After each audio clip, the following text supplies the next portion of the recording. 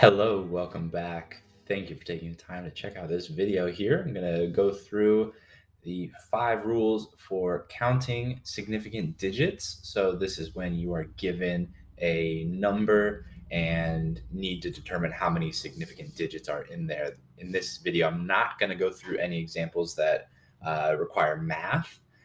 So, as far as like doing an addition, and determining the number of significant digits that your answer should have. That's not what this video is going to have, but if you need to just look at a number and maybe round it to a certain number of significant digits, however, this is going to help you determine how many significant digits there are. So pretty basic video here that we've got, but I'm just going to go through some examples.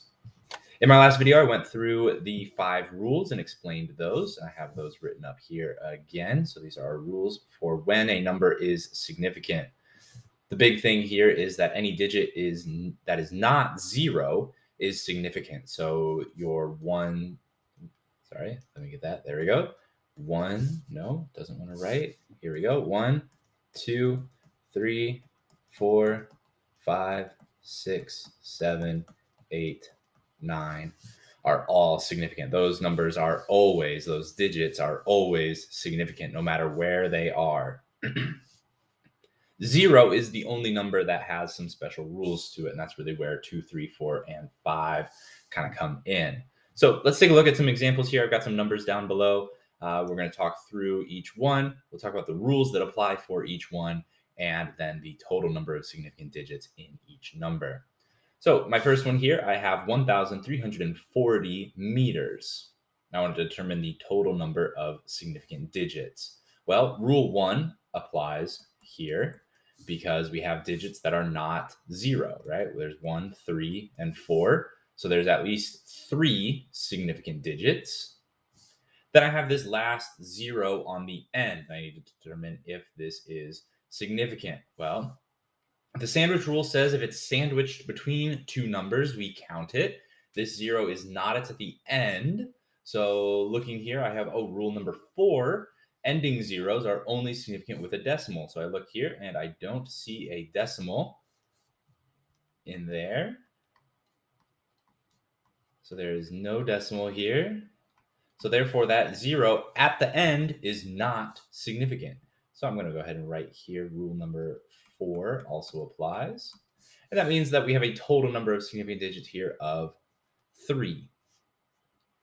The 1, the 3, and the 4 are significant here. Let's scroll down a little bit. Take a look at our second one, 1.2000 times 10 to the 16th milliliters. And this can be a little bit intimidating, but if we look here, rule number 5 says if written in scientific notation, all digits are significant. This number here is written in scientific notation. We have our number times 10 to some power, 16, whatever it is, 2, it doesn't matter.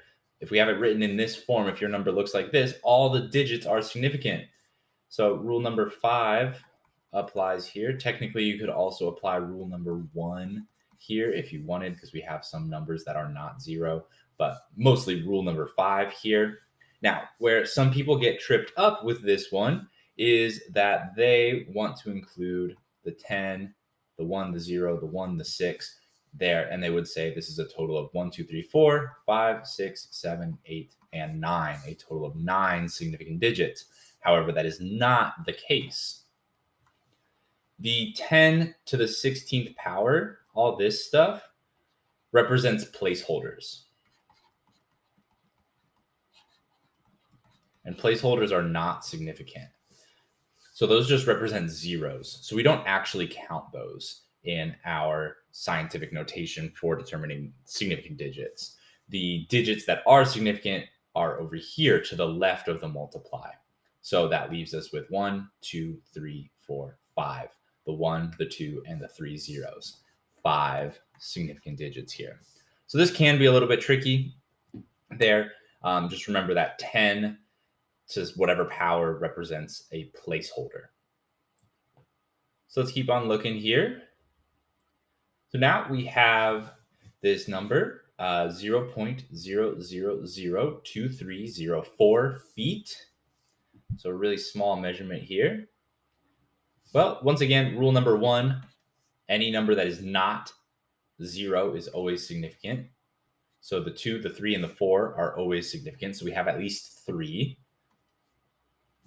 Let's scroll back up, take a look at our rules. Sandwich rule. Does the sandwich rule apply here? Well, I see a 0 that is smushed between two numbers.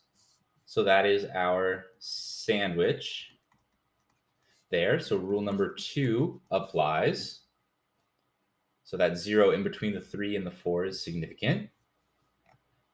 Rule number 3 says leading zeros are not significant. Leading zeros are these 4 zeros that we have right here. These are leading zeros.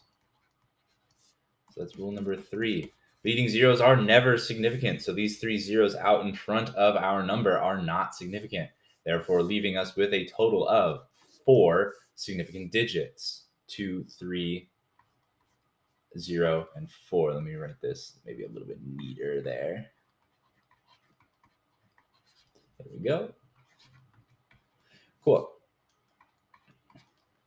So our next one here, and I encourage you at this point, take a look at this one, 000255.8. I encourage you to take a look at this one and give it a shot yourself. Think about what rules apply to this number and how many significant digits are in that. I'll try to zoom out a little bit if you want to pause the video and look at the rules and that number and see how many you come up with. Give you a second to pause and I'll go ahead and explain. So looking here, once again, rule number 1 applies because we have 1, 2, 3, 4 zeros, or 4 numbers, 4 digits that are not 0, the 2, the 5, and the 8. Those are not 0, so they are significant. These 3 zeros out in front are leading zeros. That is rule number 3. We don't have any sandwich zeros, so no rule number 2. We have leading zeros once again. I keep writing that really close. It makes it hard to read. Let me try that one more time. Let's do this. There we go. These are leading zeros. So those are not significant. Now, you would really never see a number written like this. This is kind of a weird case. I just was trying to give us an example here. You would really never see this happen where we have all these zeros out in front. But those zeros are there. They are, again, placeholders. They hold the digits place, but they are out front, so they are not significant. Therefore, once again, we have 4 significant digits in this number. Once again, here I encourage you, I'll show you the last 2, 100 minutes and 6,500,000 seconds. I encourage you to take a look at those 2 and try to determine how many significant digits are in each one. Once again, I'll zoom out so you can hopefully see a little bit of everything there.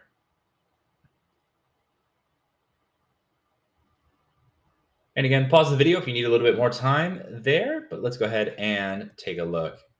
So zoom back in, starting with 100 minutes. Once again, rule number 1 applies here because we have a 1 that is not 0. So that way that is always going to be significant there. Then we have 2 zeros at the end. Now let's remind ourselves back up here, ending zeros, rule number 4, ending zeros are only significant with a decimal. We don't have leading zeros. We don't have any sandwiched zeros. Ending zeros are only significant with a decimal. Aha, I see a decimal. Therefore, any 0 at the end of the number is significant. So these 2 zeros are significant here. So that's rule number 4. That gives us a total of 3 for this 100 minutes. Now, our last one, once again, rule 1 applies here. I see sandwiched zeros. Those zeros are in between 2 significant numbers, the 6 and the 5. Even though there's 3 of them, they are in between them, so therefore they are significant. So rule number 2 applies here.